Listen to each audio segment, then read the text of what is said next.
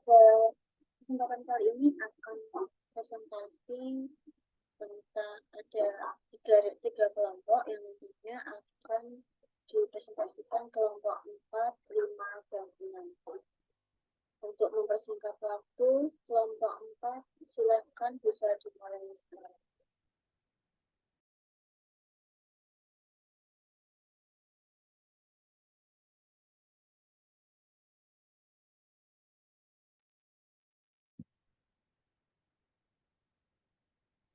Terlihat teman-teman? Ya, Pak. Oke, monggo Bu Christine atau Bu Maria. Baik, selamat siang. Terima kasih atas waktu yang diberikan kepada kami. Di sini kami dari kelompok 4 akan mempresentasikan tentang resum pengukuran ABI.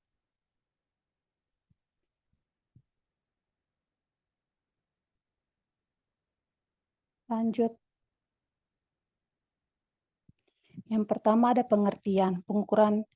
Pengukuran nilai angka brachial index atau ABI merupakan salah satu tindakan non-invasif untuk menilai risiko penyakit kardiovaskular dalam perawatan primer. Adapun tujuannya untuk mendeteksi adanya insuficiensi arteri sehingga dapat menentukan jenis luka akibat apakah arteri ulcer, venous ulcer, atau mixed ulcer. Lanjut. Untuk indikasinya yang pertama luka semakin memburuk, kedua luka tidak sepenuhnya sembuh dalam 12 minggu, ketiga pasien datang dengan ulkus kambuhan, keempat sebelum dilakukan terapi kompresi, kelima peningkatan ukuran luka, keenam ada peningkatan rasa sakit pada luka, ketujuh menegakkan diagnosis arteri disease pada pasien dengan suspek lower extremity arterial atau lead. Untuk kontraindikasinya, yang pertama nyeri yang luar biasa pada tungkai bawah atau kaki, yang kedua nyeri berat yang berhubungan dengan luka pada ekstremitas bawah. Adapun faktor-faktor yang mempengaruhi ABI saat istirahat, yang pertama umur, yaitu menurun sehingga bertambahnya usia dikarenakan kekecauan pada arteri. Yang kedua ada tinggi badan, yaitu seseorang dengan tinggi badan yang lebih tinggi akan memiliki ABI yang lebih tinggi dibandingkan dengan orang pendek sebagai konsekuensi peningkatan TDS dengan jarak yang lebih jauh dari jantung. Yang ketiga ada jenis kelamin, yaitu perempuan memiliki ABI lebih rendah dibanding laki-laki. Yang keempat ada etnik. Kulit hitam memiliki ABI lebih rendah dibandingkan dengan kulit putih.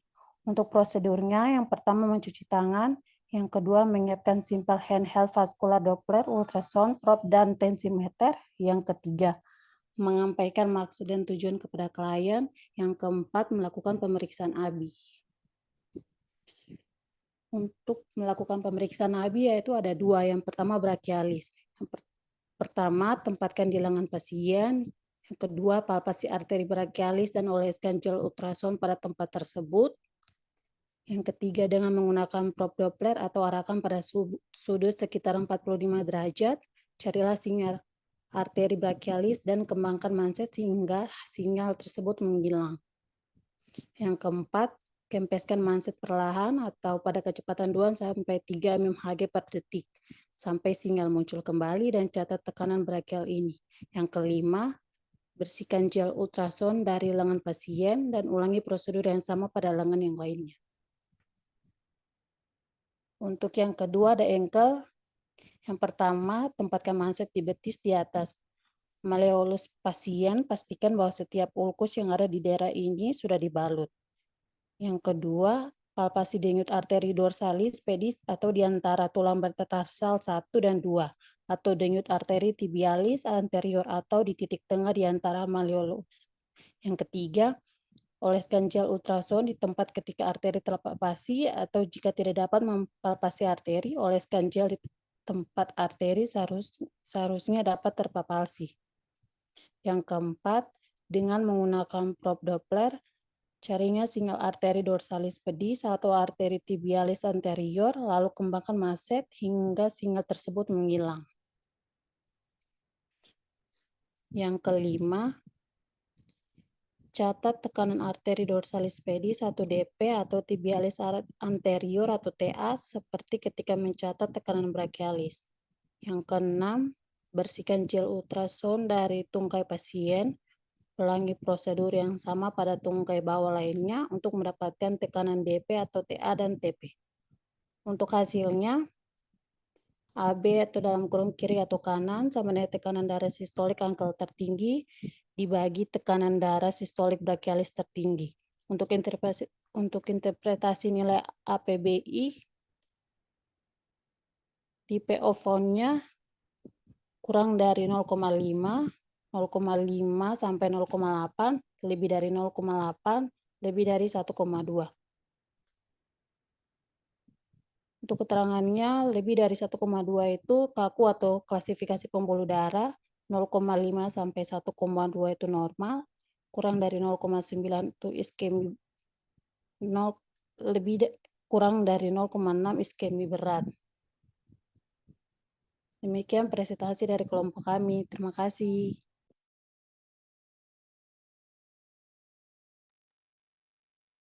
Ya, begitu Bu Ima, presentasi dari kami. Kembalikan ke Sipen. Terima kasih kelompok 4 sudah memaparkan diskusinya. Nanti untuk teman-teman yang mau tanya, silakan nanti langsung di kolom chat saja. Kemudian lanjut untuk kelompok 5. Untuk kelompok 5, pengukuran kadar glukosa darah dipersilakan.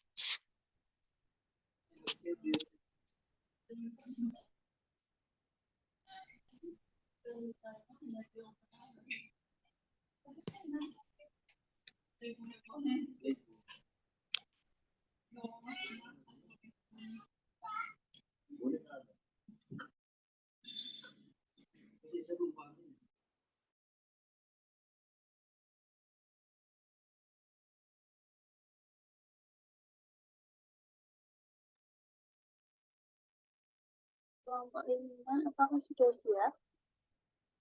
Atau baru mau siap? Laptopnya masih loading, Mbak. Bisa.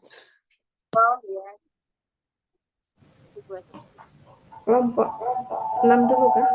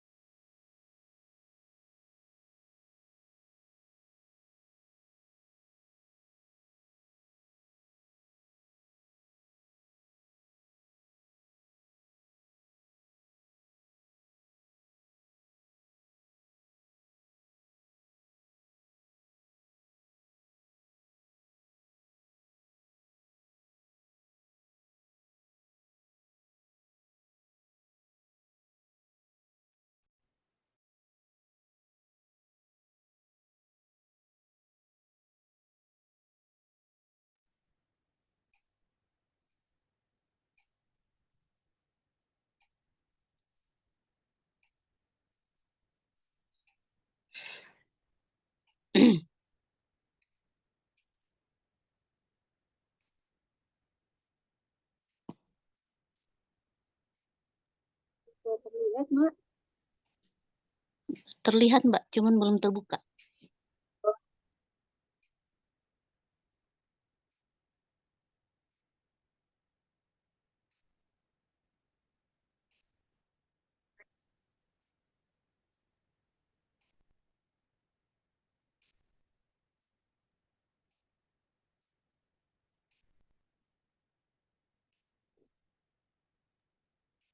Sudah? Belum kebuka.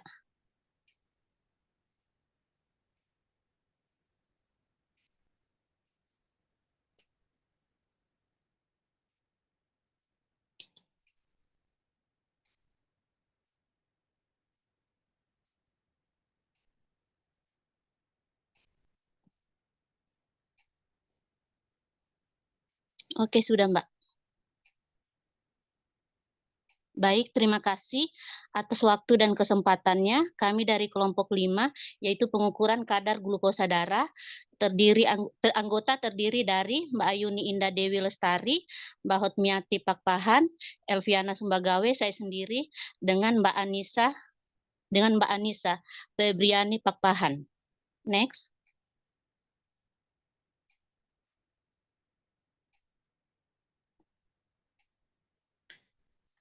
Pengertian pengukuran gula darah.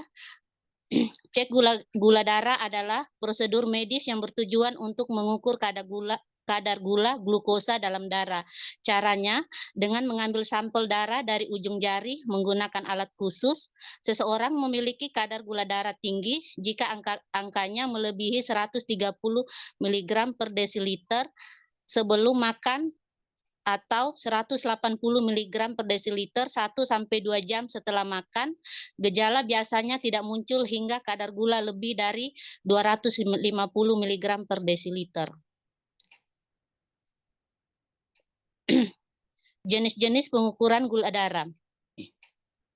Dokter akan melakukan prosedur ini pada pasien dengan gejala awal diabetes, misalnya sering buang air kecil, sering haus dan minum sering lapar, dan penurunan bobot tubuh tanpa alasan yang jelas. Pemeriksaan ini menunjukkan hasil yang lebih cepat ketimbang tes lainnya. Kekurangannya cenderung kurang efektif karena mudah terpengaruh oleh banyak hal seperti makanan. Kisaran hasilnya bagi yang normal di bawah angka 200 mg per desiliter, prediabetes di antara 140 mg hingga 199 mg per desiliter, untuk diabetesnya di atas 200 mg per desiliter. Next. Pemeriksaan gula darah puasa. Dokter biasanya melakukan pemeriksaan ini setelah 8-12 jam berpuasa. Selama itu juga, pasien hanya boleh minum air putih dan wajib menghindari penggunaan suplemen atau multivitamin, alkohol, dan merokok. Kisaran hasilnya bagi yang normal di bawah atau sama dengan 99 mg per desiliter, prediabetes di antara 100-120 mg per desiliter, terus yang diabetes di atas 126 mg per desiliter. Next. Pemeriksaan gula darah 2 jam setelah makan. Prosedur ini bertujuan untuk mengetahui sensitivitas hormon insulin dalam mengontrol gula darah. Pemeriksaan ini merupakan pemeriksaan lanjutan setelah cek gula darah puasa. Kisaran hasilnya bukan pengidap di bawah 140 mg per desiliter, terus pengidap diabetes di bawah 140 mg per desiliter. Next.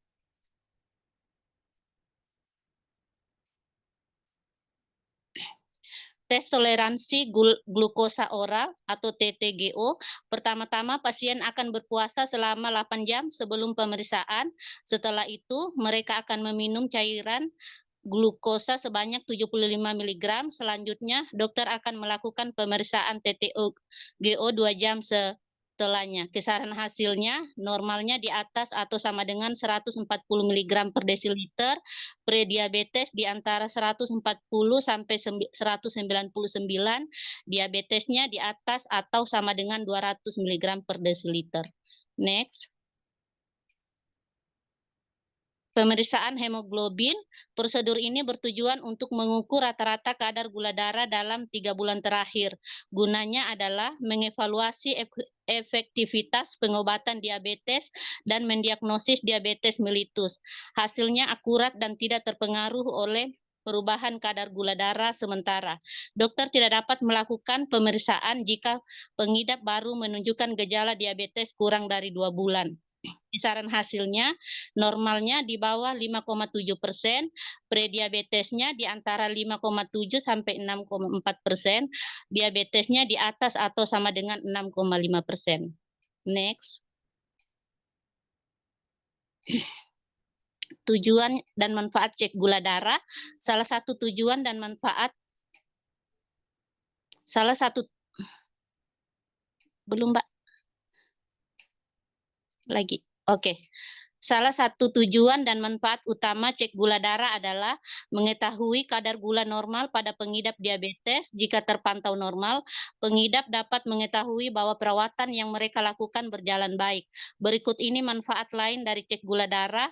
Yang pertama, memantau efek obat diabetes pada kadar gula darah. Yang kedua, mengidentifikasi kadar gula darah yang tinggi atau yang rendah.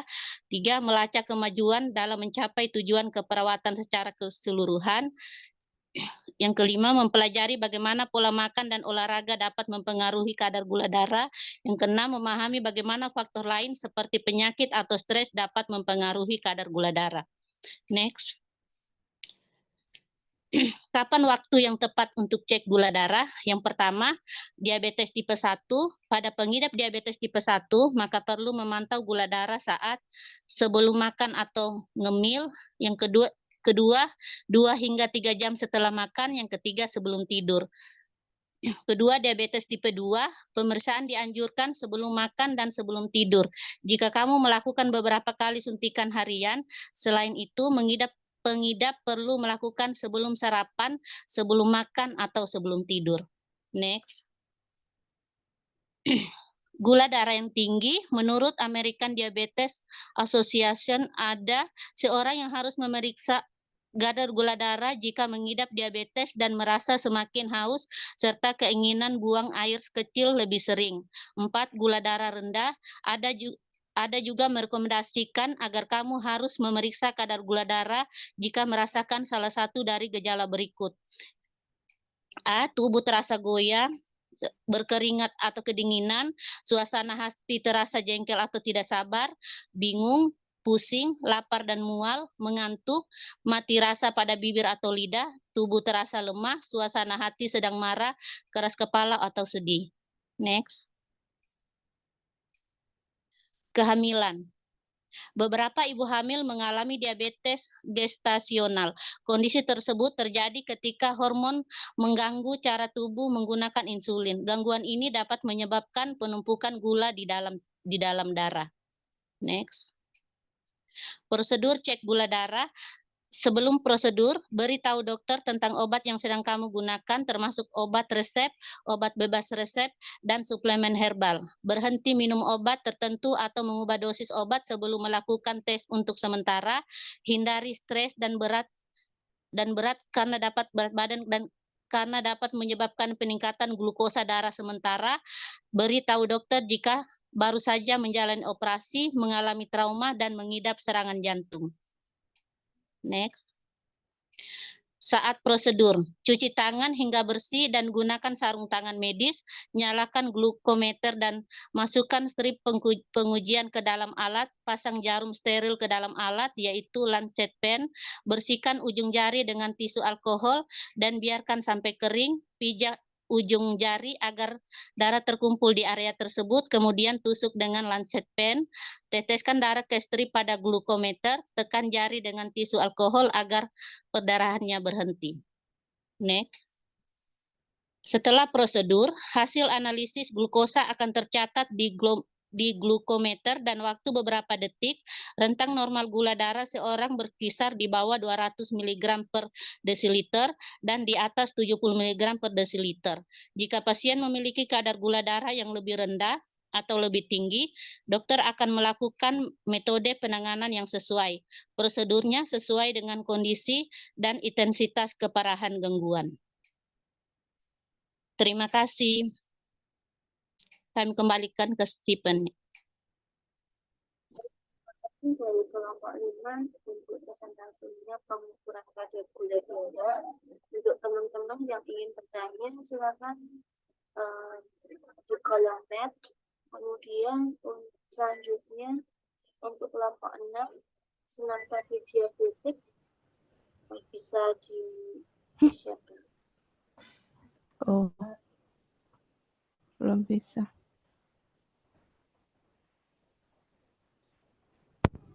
Kok belum ada sih? Buka dulu.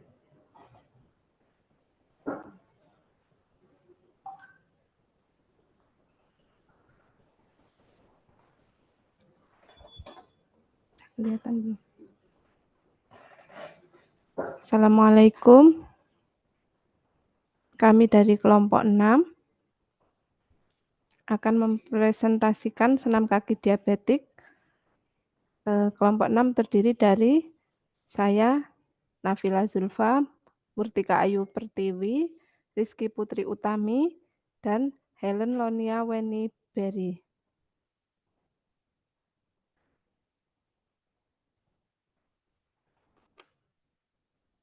Senam kaki diabetik, definisi, perawatan kaki merupakan upaya pencegahan primer terjadinya luka pada kaki diabetes. Salah satu tindakan yang harus dilakukan dalam perawatan kaki untuk mengetahui adanya kelainan kaki secara dini adalah dengan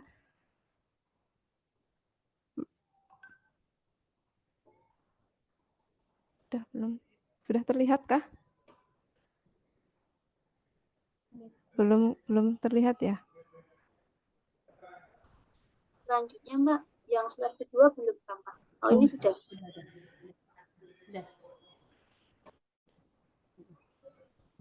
Ini yang definisi ini belum.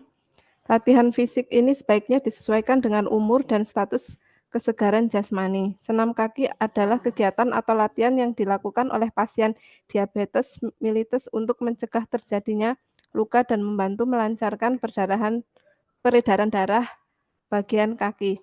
Latihan senam kaki DM ini dapat dilakukan dengan cara menggerakkan kaki dan sendi-sendi kaki, misalnya berdiri dengan kedua tumit diangkat, mengangkat dan menurunkan kaki.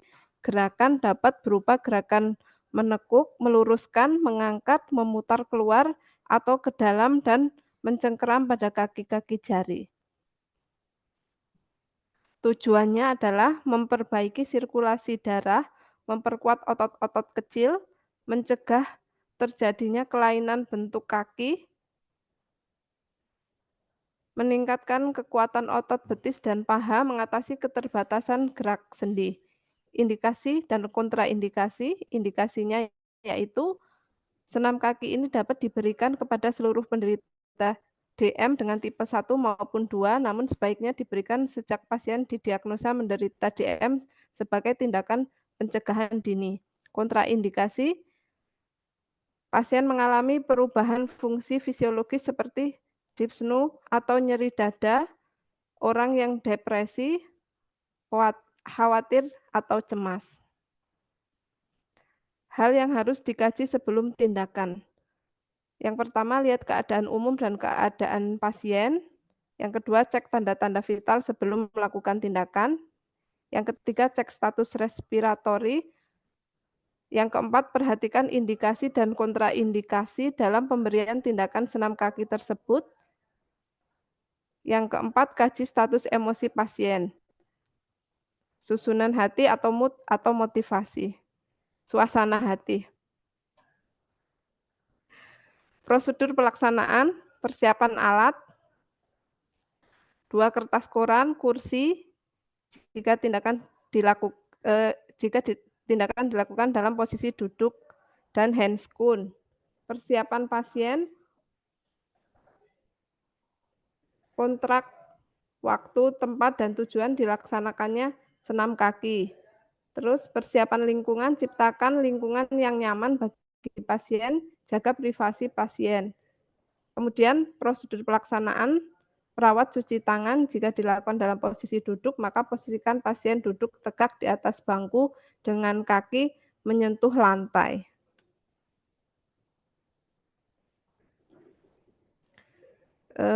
Gerakannya, pasien duduk di atas kursi, telapak kaki lurus pada permukaan lantai. Kemudian pada gambar kedua dengan meletakkan tumit di lantai, jari-jari kedua belah kaki diluruskan ke atas, lalu dibengkokkan kembali ke bawah seperti cakar ayam sebanyak 10 kali. Kemudian yang ketiga, tumit kaki di lantai dan jari-jari kaki diluruskan ke atas dengan meletakkan tumit salah satu kaki di lantai, angkat telapak kaki ke atas, pada kaki lainnya jari kaki diletakkan di lantai dengan tumit kaki diangkat ke atas. Cara ini dilakukan bersamaan pada kaki kiri dan kanan secara bergantian dan diulang sebanyak 10 kali. Yang keempat, tumit kaki di lantai sedangkan telapak kaki diangkat, tumit kaki diletakkan di lantai. Bagian ujung kaki diangkat ke atas dan buat gerakan memutar dengan pergerakan pada pergelangan kaki sebanyak 10 kali. Kemudian yang kelima, jari-jari kaki diletakkan di lantai, tumit diangkat dan buat gerakan memutar dengan pergerakan pada pergelangan kaki sebanyak 10 kali. Yang keenam, angkat salah satu lutut kaki dan luruskan gerakan jari-jari ke depan, turunkan kembali secara bergantian ke kiri dan ke kanan, ulangi sebanyak 10 kali.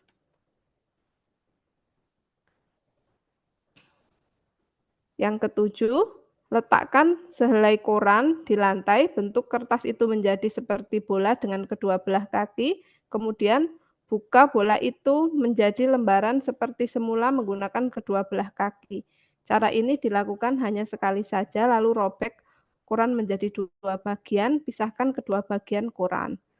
Evaluasinya, pasien dapat menyebutkan kembali pengertian senam kaki, pasien dapat menyebutkan kembali 2 dari 4 tujuan senam kaki, pasien dapat memperagakan sendiri teknik-teknik senam kaki secara mandiri. Kesimpulan dan saran, senam kaki diabetik adalah kegiatan atau latihan yang dilakukan oleh pasien DM untuk mencegah terjadinya luka dan membantu melancarkan peredaran darah bagian kaki yang memiliki tujuan memperbaiki sirkulasi darah, memperkuat otot-otot kecil, mencegah terjadinya kelainan bentuk kaki, meningkatkan kekuatan otot betis dan paha, mengatasi keterbatasan gerak sendi. Untuk itu penderita DM dianjurkan untuk melakukan senam kaki. Peran kita sebagai perawat adalah membimbing untuk melakukan senam kaki agar dapat melakukan senam kaki secara mandiri.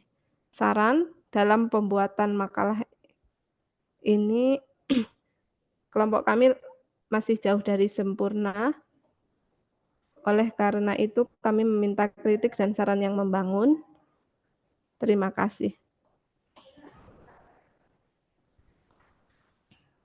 Terima kasih dari kelompok atas pemaparannya.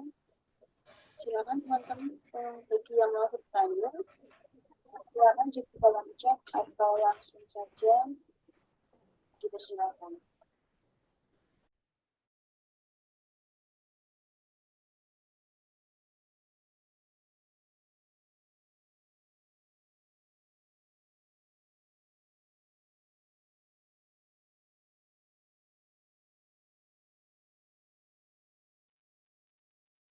Pertanyaan dari Pak Yohan untuk kelompok pengukuran gula darah. Apa saja yang mempengaruhi hasil dalam pengukuran gula darah? Apakah hasil dari pengukuran gula darah melalui darah perifer atau ujung jari, darah vena dan darah arteri berbeda? Silakan kelompok pengukuran gula darah.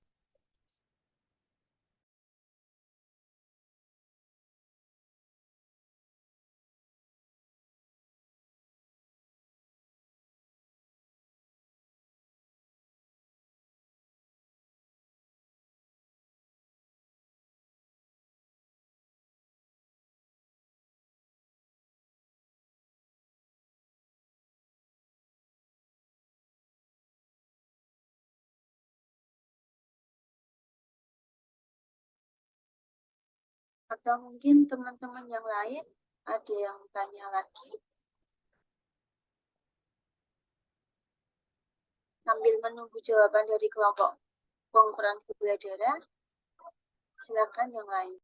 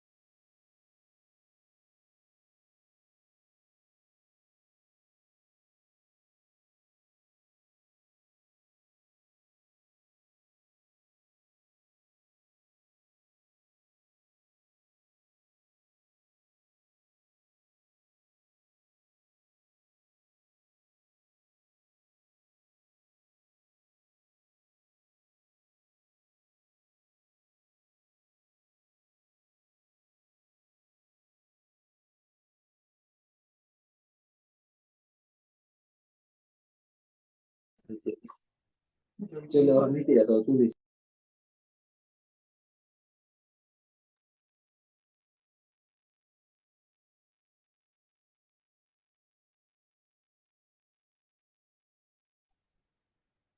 Saya mungkin mau coba bantu jawab pertanyaan dari Pak Januar Arisandi. Silakan Mbak Anissa. Banyak banget ya tanya. Yang pertama, hal-hal apa saja yang mempengaruhi ketidakakuratan hasil pengukuran gula darah? Hal-hal yang mempengaruhi ketidakakuratan dari pengukuran gula darah bisa jadi mungkin kesiapan pasien. Misalkan pasien disuruh puasa, itu juga mempengaruhi hasil tes gula darah. Kemudian beberapa, kalau misalkan pasien minum obat, itu juga bisa mempengaruhi hasil dari gula darah ini. Terus teknik atau cara pengambilan sampel yang nggak benar juga pada saat cek gula darah bisa jadi salah satu faktor ketidakakuratannya. Kemudian apa namanya, kalibrasi alatnya juga bisa jadi faktor yang mempengaruhi ketidakakuratan dalam pemeriksaan gula darah. Kemudian pertanyaan selanjutnya tentang apakah hasil dari pengukuran gula darah melalui darah perifer, vena, dan darah arteri berbeda. Itu berbeda.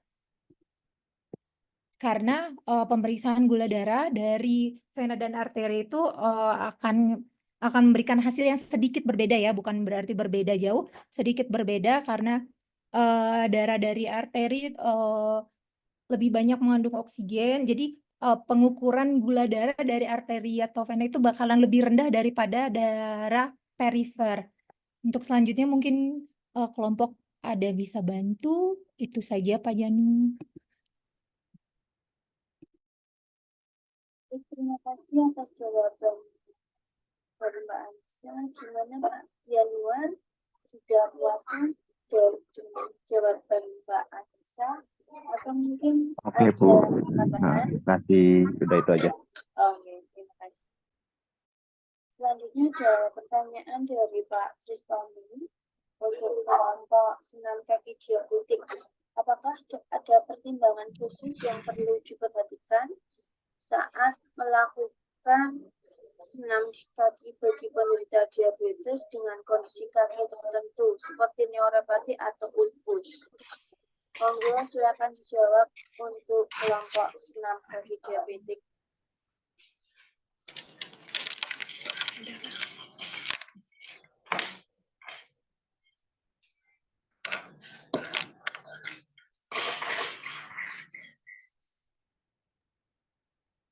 Untuk pertanyaan dari siapa tadi bertanya?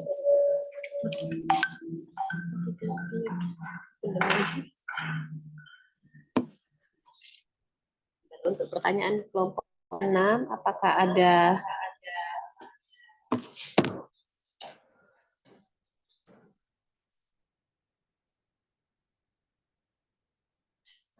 perlakuan khusus ya untuk senam kaki bagi penderita diabetes yang dengan kondisi kaki tertentu seperti neuropati atau ulkus? Ada beberapa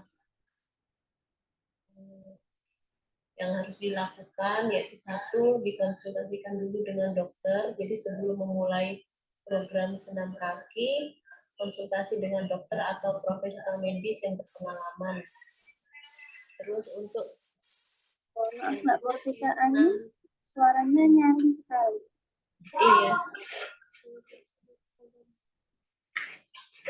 iya, soalnya kami berdekatan, maaf ya. Untuk selanjutnya, jenis senam yang tepat. Jenis senam ini disesuaikan dengan kondisi kakinya. Jadi tidak sama perlakuannya. Seperti ada di yang terakhir tadi kan seperti kayak merobek-robek kertas koran. Jadi kalau ada kaki yang ulkus tidak dilakukan karena akan bisa mencederai juga. Untuk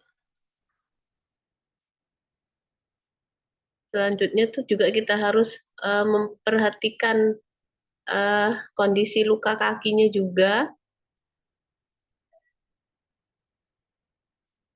Apakah letak lukanya itu ada di telapak kaki atau masih di area yang tidak dilakukan pergerakan.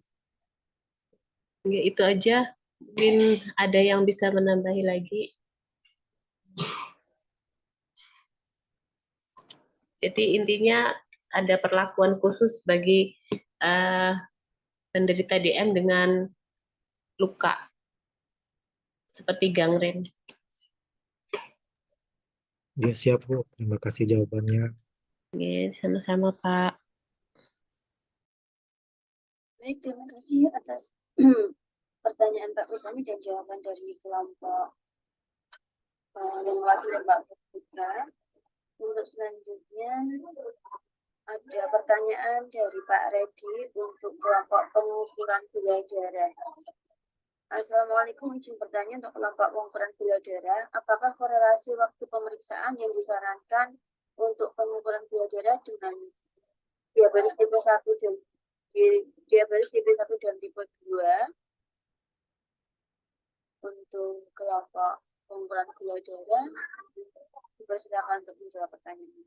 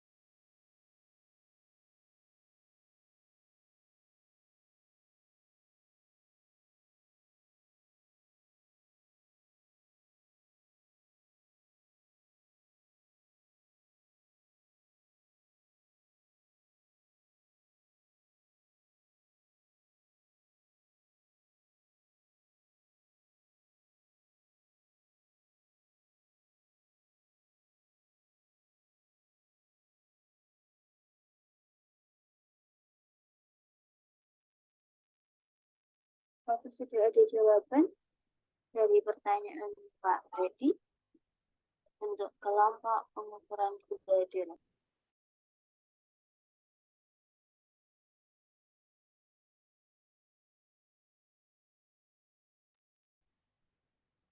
Saya coba bantu jawab untuk pertanyaannya Pak Reddy. Baik, silakan Mbak. Korelasi waktu pemeriksaan yang disarankan untuk pengukuran gula darah dengan DM tipe 1 dan tipe 2 ya. Seperti yang kita ketahui, DM tipe 1 itu pasien yang dengan ketidakmampuan pankreasnya dalam memproduksi insulin, sedangkan tipe 2 masih mampu memproduksi insulin. Biasanya tipe 1 dia udah pakai pengobatan ya. Jadi untuk yang diabetes DM tipe 1, sarannya sebaiknya dilakukan sebelum makan sekitar 1-2 jam setelah suntikan insulin.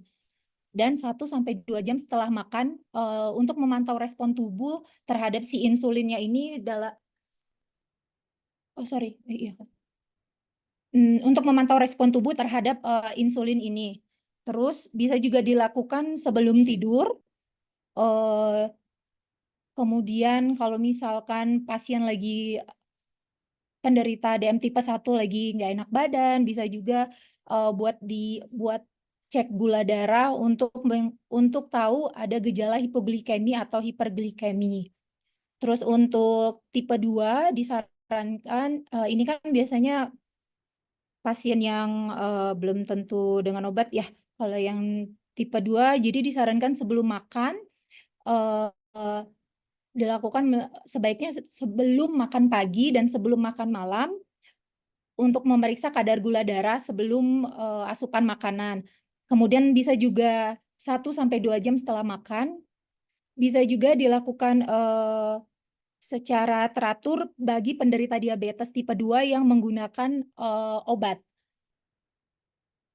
Terus bisa juga dilakukan saat pasien lagi sakit untuk tahu apakah terjadi hipoglikemi atau hiperglikeminya. Itu dari saya. Ada lagi Pak Reddy mau ditanya? Baik, gimana untuk Pak Reddy? Apakah sudah puas dengan pertanyaan dari Mbak Anissa? Atau mungkin ada yang menambahkan dari kelompok Mbak Anissa? Mungkin dari teman-teman Mbak Anissa yang lain?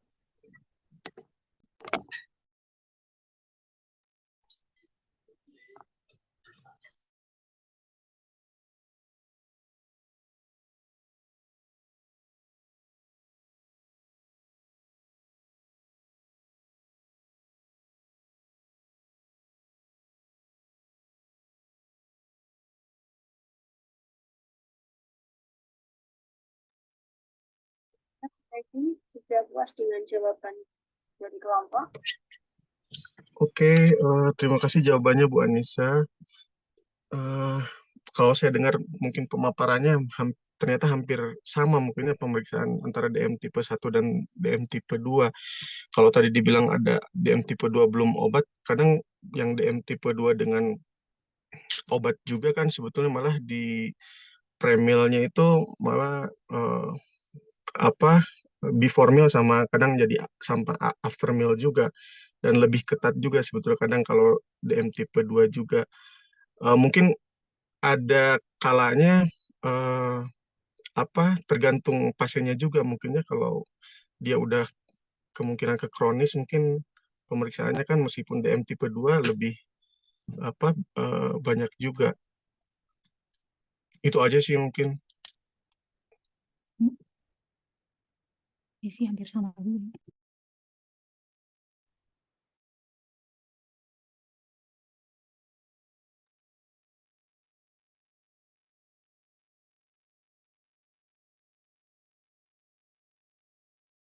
Baik, dari Pak Reddy ada tambahan sedikit tadi untuk kelompok pengukuran gula darah.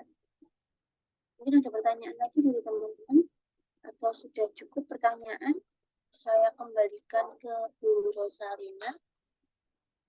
Kalau ada lagi pertanyaan, dipersilakan.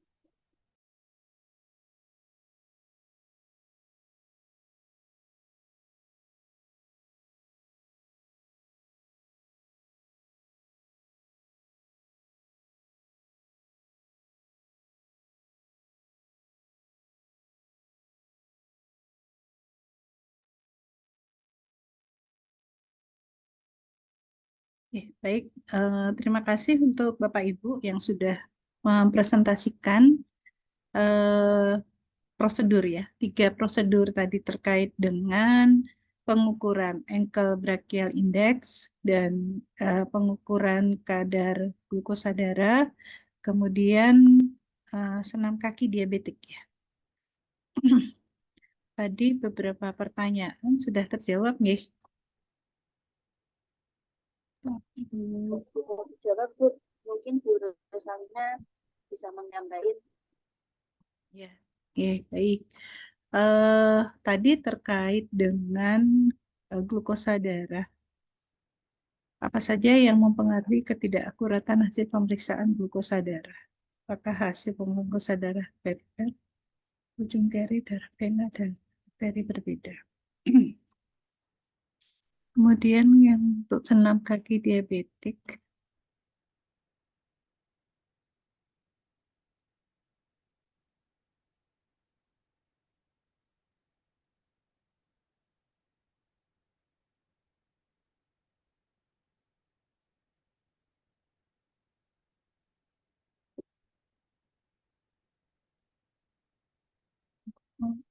talinya hitam, jamnya hitam kok.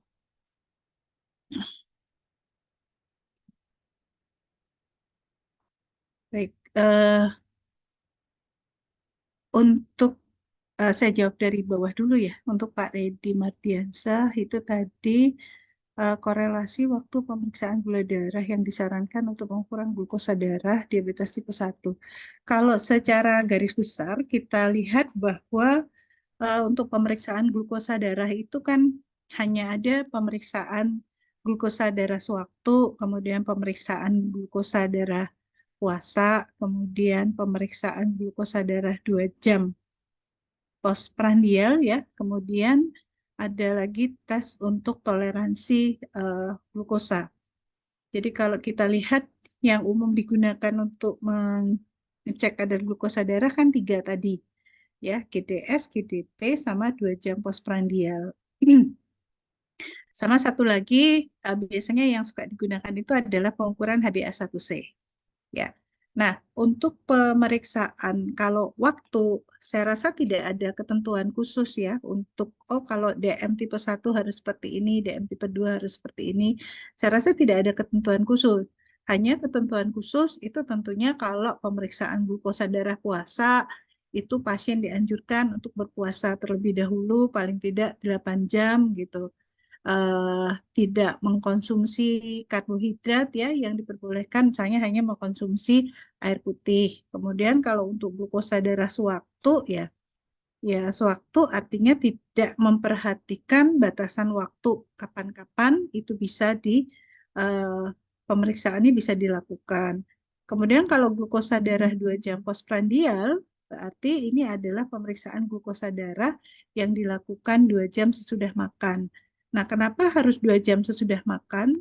Jadi kalau kita lihat secara fisiologisnya, ketika seseorang itu mengkonsumsi karbohidrat, maka dalam waktu hitungan detik itu sudah akan meningkatkan kadar glukosa dalam darah. Karena ketika ada makanan di dalam mulut, itu kan sudah mulai terjadi proses pencernaan. Ya, karena di saliva itu kan ada enzim lipase.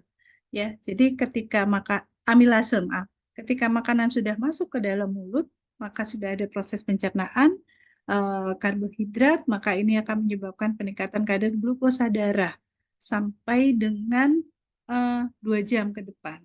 Ya, jadi kemudian setelah 2 jam itu maka kadar glukosa dalam darah itu perlahan akan mulai turun. Ya, akan mulai turun setelah 2 jam. Makanya kenapa ada pemeriksaan glukosa darah 2 jam sesudah makan. Ya, jadi secara fisiologisnya kurang lebih seperti itu ya. Karena ketika sudah 2 jam itu maka kadar glukosa darah itu akan turun.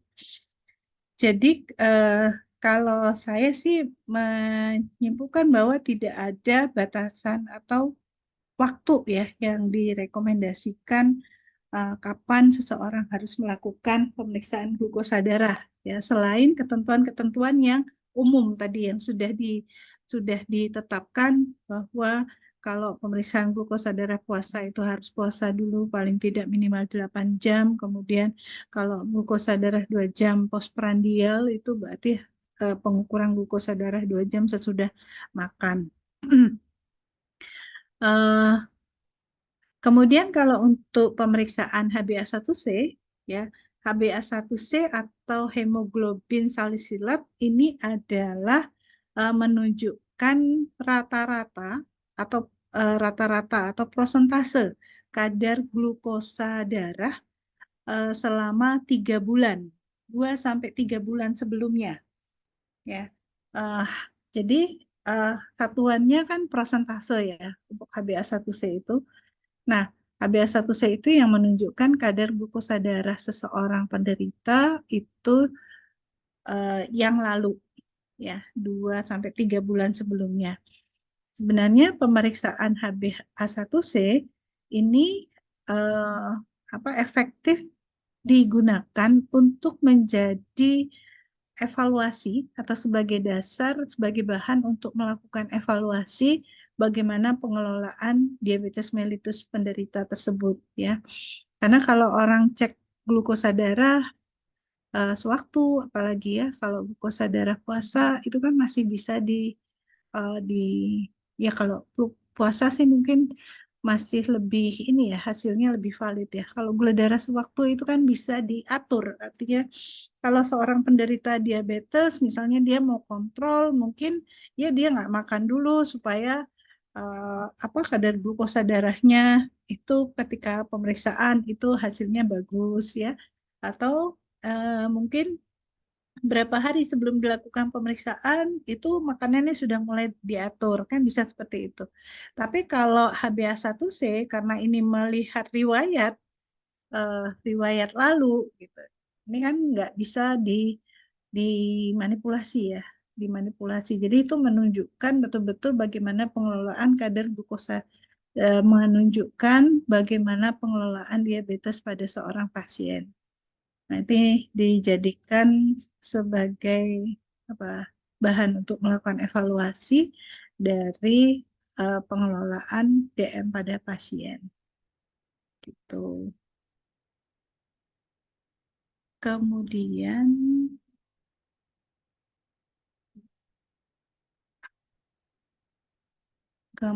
masih dengan glukosa darah tadi, apakah ada yang dapat mempengaruhi ketidakakuratan hasil dalam pengukuran glukosa darah?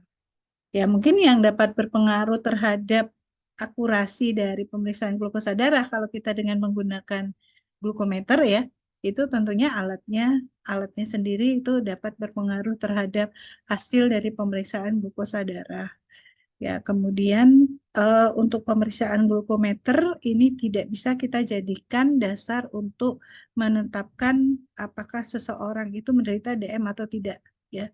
Jadi tidak bisa digunakan sebagai dasar untuk menentukan diagnosis seorang menderita DM. Ya. Kemudian kalau pengukuran darah perifer, ujung jari dan vena, saya rasa mungkin hasilnya tidak berbeda ya, karena itu kan melihat kadar glukosa dalam darah. Ya, artinya glukosa itu kan dia beredar mengikuti sistem sirkulasi.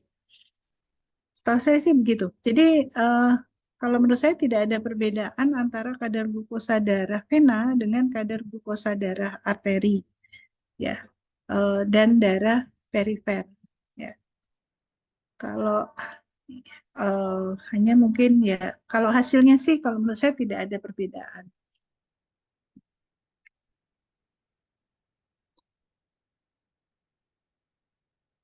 Kemudian untuk senam kaki diabetik, untuk senam kaki diabetik ini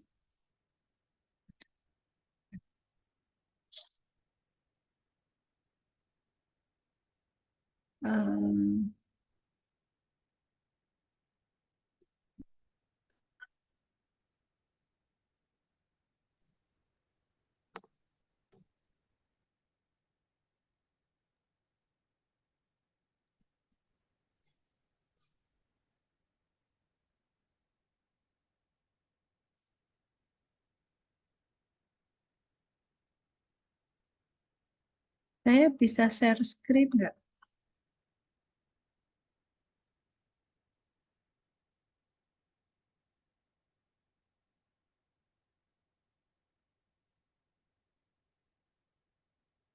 Mbak, saya bisa share screen. Screen yang ini Bu, yang PPT yang Bisa, saya share screen. bisa, Ada. bisa Bu.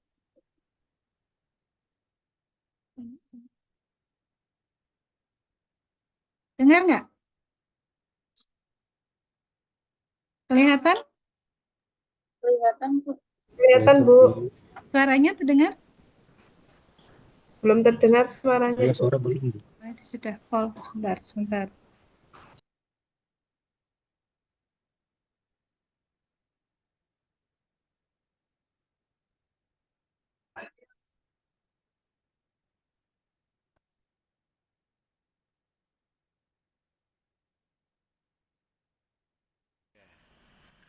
Senam kaki Kedengaran? diabetes. Suaranya sudah? Manfaat Enggak, Bu. dari senam Ya. kaki diabetes adalah Ini memperbaiki sirkulasi atau peredaran darah, suaranya dikit. memperkuat otot-otot kecil, mencegah terjadinya kelainan bentuk kaki, meningkatkan kekuatan otot betis dan paha, serta mengatasi keterbatasan gerak sendi. Marilah kita mulai senam kaki diabetes.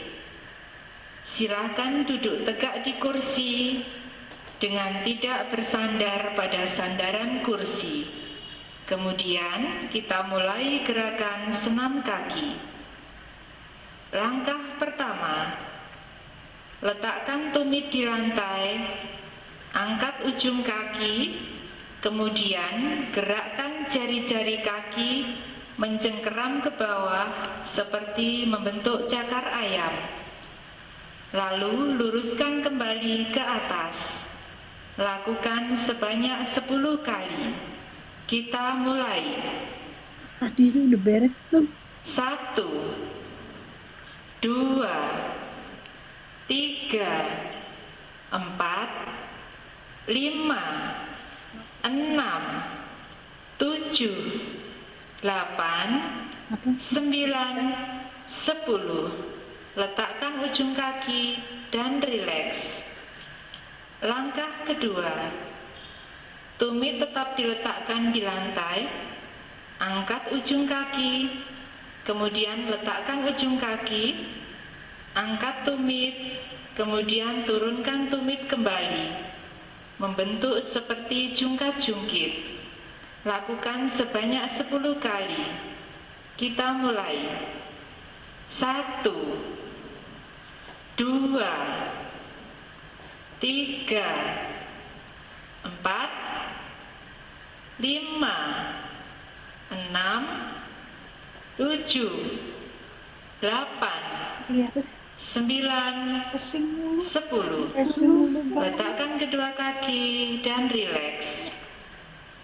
Langkah ketiga, angkat kedua ujung kaki, putar pergelangan kaki ke arah samping, kemudian turunkan ke lantai, lalu geser ke tengah. Lakukan sebanyak 10 kali. Kita mulai. 1, 2, 3, 4, 5, 6, 7, 8, 9, 10. Letakkan kembali telapak kaki dan rileks. Langkah keempat, ujung kaki menempel di lantai, kemudian tumit diangkat dan buat gerakan memutar pada pergelangan kaki, lalu turunkan ke lantai dan geser ke tengah. Lakukan sebanyak 10 kali. Kita mulai. 1, 2, 3, 4, 5, 6, 7, 8, 9, 10. Letakkan telapak kaki dan rileks. Langkah kelima, angkat kaki kanan lurus ke depan, gerakkan jari-jari kaki. Lakukan sebanyak 10 kali. Kita mulai. 1, 2, 3, 4, 5, 6, 7, 8, 9, 10. Turunkan kaki kanan dan rileks. Kemudian angkat kaki kiri dan lakukan gerakan yang sama sebanyak 10 kali. Kita mulai. 1, 2, 3, 4, 5, 6, 7, 8, 9, 10. Turunkan kaki kiri dan rileks. Langkah keenam, angkat kedua kaki lurus ke depan, gerakkan jari-jari kaki, lakukan sebanyak 10 kali. Kita mulai. 1, 2, 3, 4, 5, 6, 7, 8, 9, 10. Turunkan kedua kaki dan rileks. Langkah ketujuh, angkat kaki kanan lurus ke depan, gerakkan pergelangan kaki ke depan dan ke belakang. Lakukan sebanyak 10 kali. Kita mulai. 1, 2, 3, 4, 5, 6, 7, 8, 9, 10. Turunkan kaki kanan dan rileks. Kemudian angkat kaki kiri dan lakukan gerakan yang sama sebanyak 10 kali. Kita mulai. 1, 2, 3, 4, 5, 6, 7, 8, 9, 10. Turunkan kaki kiri dan rileks. Langkah ke-8, angkat kedua kaki lurus ke depan, gerakkan pergelangan kaki ke depan dan ke belakang. Lakukan sebanyak 10 kali. Kita mulai. 1, 2, 3, 4, 5, 6, 7, 8, 9, 10. Turunkan kedua kaki, kemudian rileks.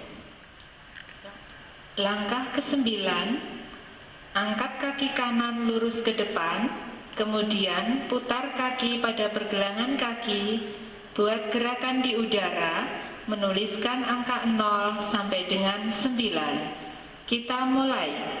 0, 1, 2, 3, 4, 5, 6, 7, 8, 9. Turunkan kaki kanan dan rileks. Kemudian angkat kaki kiri. Gerakan membentuk angka 0 sampai dengan 9. Kita mulai.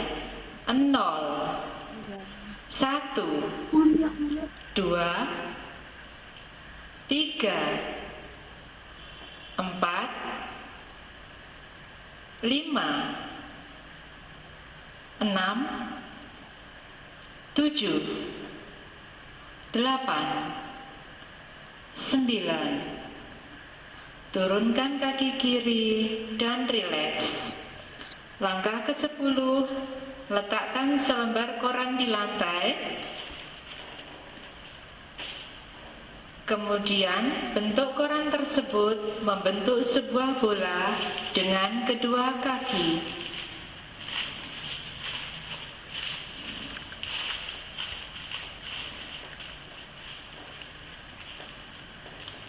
Buka kembali bola tersebut menjadi lembaran seperti semula dengan menggunakan kedua kaki. Luruskan koran tersebut dan licinkan. Kemudian, robek koran tersebut menjadi dua bagian.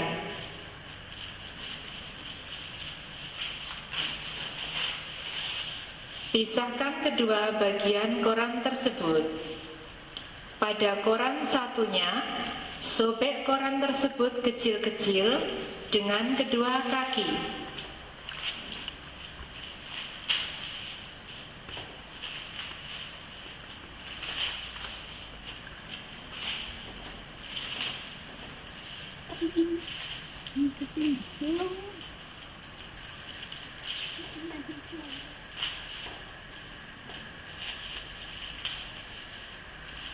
Lalu kumpulkan sobekan kertas tadi dengan menggunakan kedua kaki. Kemudian, letakkan sobekan kertas tersebut pada kertas yang utuh.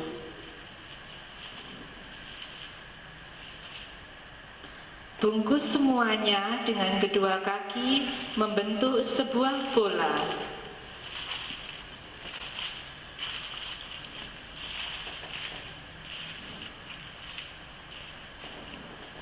Lalu angkat bola tersebut dengan kedua kaki dan letakkan di samping. Kemudian letakkan kedua kaki dan rileks. Demikian tadi latihan senam kaki diabetik. Semoga bermanfaat dan terima kasih. Ya, itu untuk video senam kaki diabetik. Ya, kemudian untuk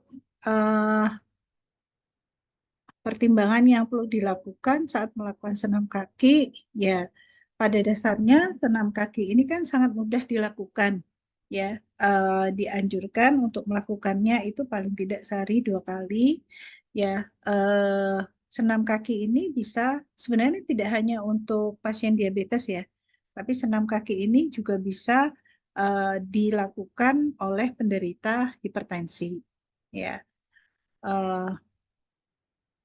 Bisa dilakukan oleh penderita hipertensi. Nah, kemudian ketentuan atau hal yang mungkin perlu diperhatikan, yang pasti kalau pasien dengan ulkus di kaki, ya itu karena memang gerakannya mungkin akan berpengaruh terhadap proses penyembuhan luka, mungkin karena ada regangan ketika melakukan latihan, memang sebaliknya tidak dianjurkan kalau dia sudah ada ulkusnya, ya.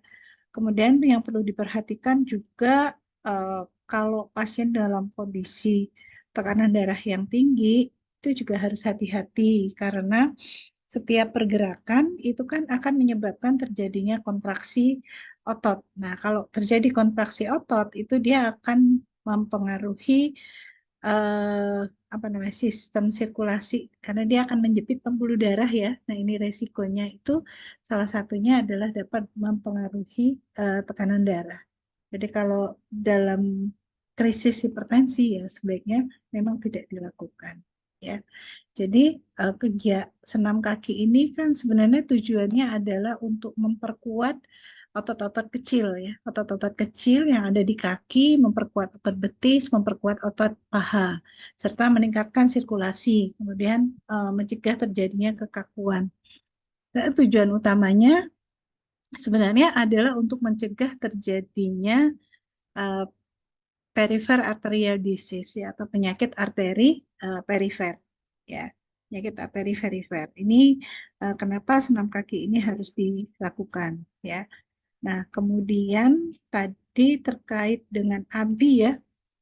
ABI itu kan pemeriksaan yang dilakukan atau tindakan non-invasif ya, yang dilakukan untuk mengidentifikasi terjadinya penyakit arteri perifer juga ya. Jadi kalau senam kaki tadi kan pencegahan ya, kalau yang ABI ini adalah screening. Jadi tes untuk mengetahui atau untuk mengidentifikasi apakah ada gangguan pada sirkulasi perifer pasien diabetes mellitus. Ya, PAD ini dianjurkan pada orang yang punya riwayat merokok, kemudian orang dengan diabetes mellitus, ya, atau orang yang obesitas, orang dengan hipertensi, orang yang dengan hiperkolesterol. Nah, ini dianjurkan untuk dilakukan pemeriksaan ABI ini, Ankle Brachial Index, ya. Ankle Brachial Index. Jadi tujuan utamanya adalah untuk mengetahui atau mengidentifikasi penyakit arteri perifer. Ya, itu untuk ABI. Ya, ABI ini nanti membandingkan tekanan darah sistolik ya pada pergelangan kaki dan sistolik pada arteri brachialis. Kemudian rumusnya tadi sudah ya, rumus untuk pengukuran ABI tekanan darah di ankle atau pada arteri dorsalis pedis itu dibagi dengan tekanan darah tertinggi ya pada arteri brachialis. Ya, indikasinya kalau hasil perhitungannya ini lebih dari 1,4 ini mengindikasikan non-compressible pembuluh darah. Jadi kemudian kalau 1 itu normal, kemudian 0,9 ini 0,9 ini berarti resiko ya. Kemudian kalau 0,6 sampai 0,8 itu borderline. Kalau 0,5 kurang dari 0,5 atau sama dengan 0,5 itu berarti iskemia berat.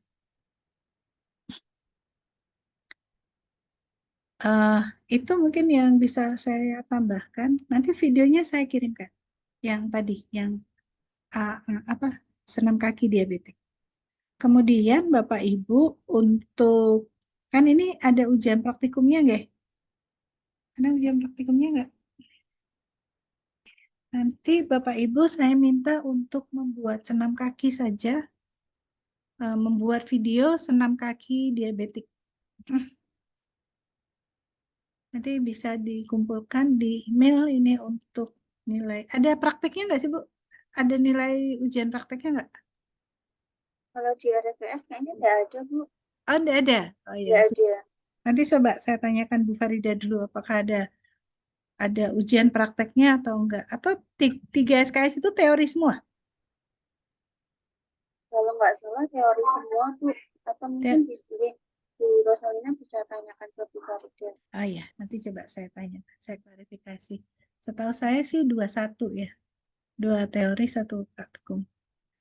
Atau ya nggak tahu juga. Nanti coba saya tanyakan lagi. Nanti kalau misalnya ada, berarti nanti saya minta untuk membuat video senam kaki ini, kemudian itu nanti yang akan saya gunakan sebagai nilai untuk ujian praktek. Nilai tambahan untuk ujian prakteknya. Oke, ada yang lagi yang mau didiskusikan? Ini kok cuma 25 orang ya? Ya Bu, yang satu sudah keluar, jadi memang tinggal 25. Kemarin kan 26, tapi ada yang mengundurkan diri 1, jadi 25. Sebentar. Ini peralatan endokrin.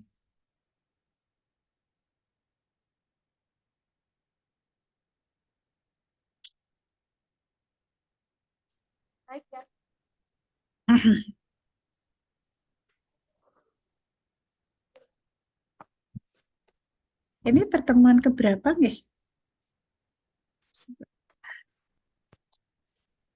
Minggu kemarin itu ke-9, berarti ke-10 deh.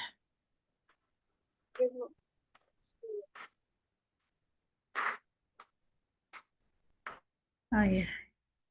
Ini memang cuma 25 kok ya. 26, 25, 26 harusnya sama saya ya. Jadi Oke. sekarang yang ikut berarti 25, Bu. Itu Berapa? kan 26. Cuma yang Oh iya. satu mengundurkan diri. Jadi tinggal 25. Oke. Oke, kalau satu mengundurkan diri berarti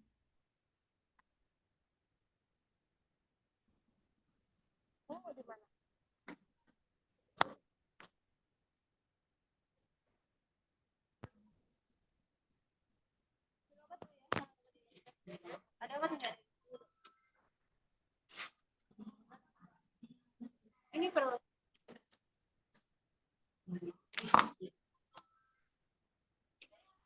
Sudah. Ya.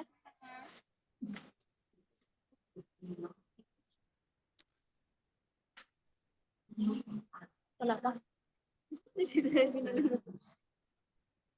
Kamu siapa? Di situ dekat. Oh, sih. Itu ya.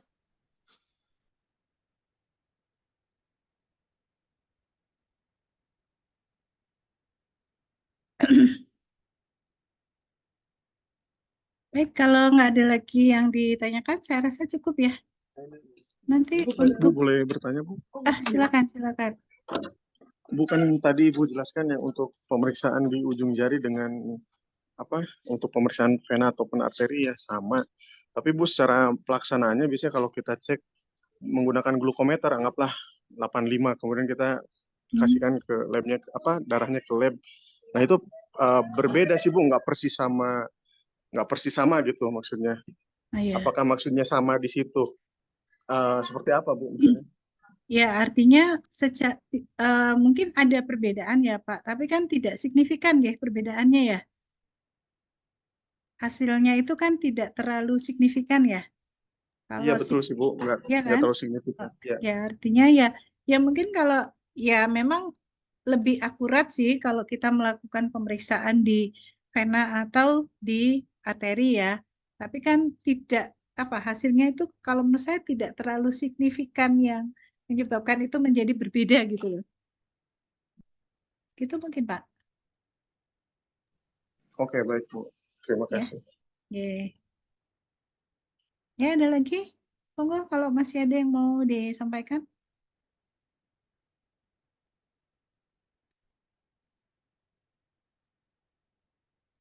Kalau tidak ada, saya rasa cukup mungkin untuk hari ini. Terima kasih. Nanti tadi yang video senam kaki saya kirim ke Mbak Ima. Ibu, baik. Ya. Nanti saya share ke teman-teman. Ya, oke. Demikian, mohon maaf kalau ada yang salah, ada yang kurang berkenan. Saya tutup. Selamat sore. Assalamualaikum warahmatullahi wabarakatuh. Waalaikumsalam warahmatullahi wabarakatuh. Izin live ya. Terima kasih.